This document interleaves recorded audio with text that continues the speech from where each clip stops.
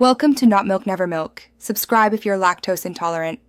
You begin by capturing what matters this week. Write 5 top priorities with deadlines and 1 non-negotiable outcome for each.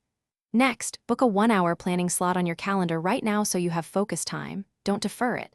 Then gather fixed commitments, meetings, appointments, classes, with exact times. Once done, you'll have a realistic framework to place work into.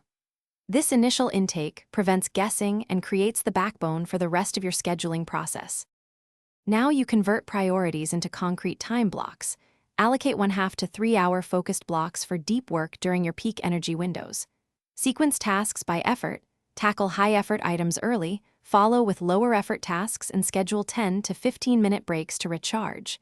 Make realistic duration estimates and add a 20% buffer to avoid spillover.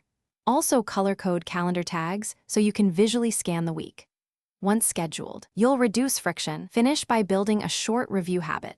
Spend 10 minutes each evening to adjust tomorrow's plan and capture any new items.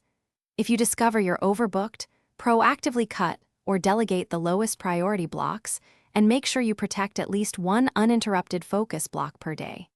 When unexpected events derail the schedule, reschedule commitments in 30-minute chunks and communicate changes to stakeholders. 1 key troubleshooting tip.